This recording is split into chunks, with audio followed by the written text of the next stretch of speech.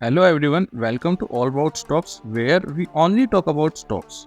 तो अभी हमारा देश एक और मेजर इवेंट के लिए तैयार हो रहा है और नो डाउट वो इवेंट है इलेक्शंस का, जो कि अभी हमारे स्टॉक मार्केट का one of the most important event होता है, क्योंकि ये इलेक्शन डिसाइड करता है ग्रोथ ऑफ इंडियन इकोनॉमी को आने वाले 5 साल कैसे रहने वाली है।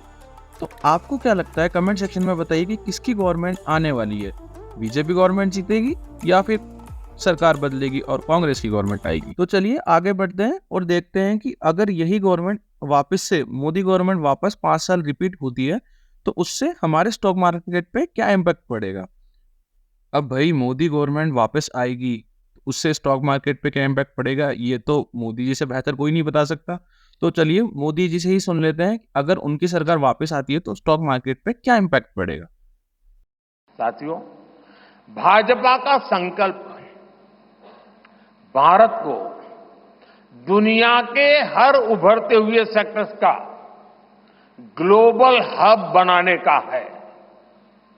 वो समय दूर नहीं जब भारत दुनिया का ग्रीन एनर्जी हब होगा, फार्मा हब होगा, इलेक्ट्रॉनिक्स हब होगा, ऑटोमोबाइल हब होगा, सेमीकंडक्टर हब होगा, इनोवेशन हब होगा, लीगल इंश्योरेंस हब होगा, कॉन्ट्रैक्टिंग कॉमर्शियल हब होगा। वो दिन दूर नहीं जब दुनिया के बड़े बड़े इकोनॉमी सेंटर्स भारत में होंगे। भारत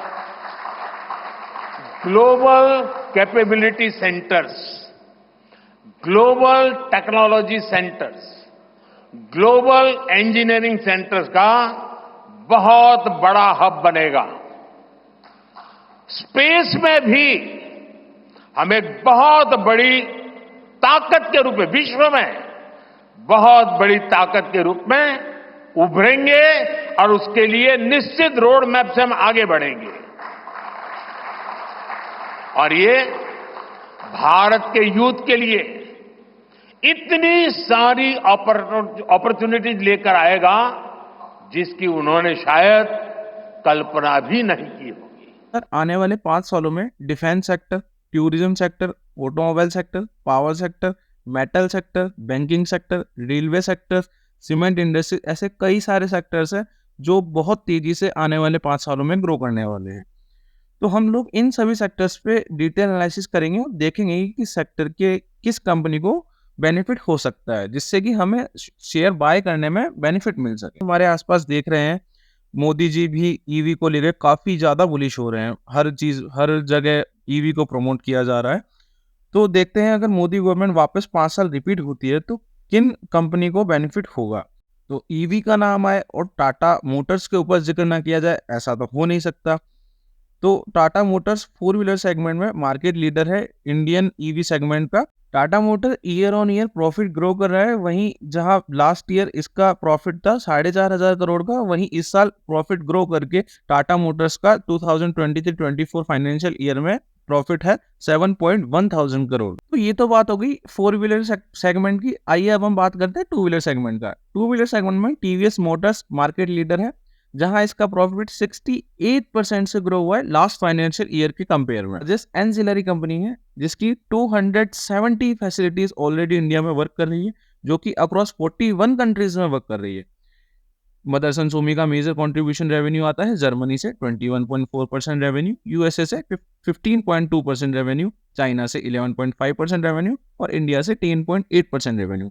रिसेंटली ये company Mercedes, Audi, Volkswagen, Porsche, BMW, Renault, Maruti Suzuki जैसी कई सारी बड़ी ग्रुप्स के लिए मैन्युफैक्चरिंग चलता है। भाई ईवीज के बारे में बात होगी, 4 व्हीलर के बारे में बात हो गई, 2 व्हीलर्स के बारे में बात हो गई, और ईवी को चार्जिंग तो करनी पड़ेगी। तो चार्जिंग के लिए ऑब्वियस सी बात है, हमारे दिमाग में सबसे ज्यादा अगर कोई शेयर चल रहा है तो वो है Tata power. Tata power already EV infrastructure में बहुत तेजी से चार्जिंग स्टेशन डेवलप कर रहा है, बहुत तेजी से ग्रो कर रहा है।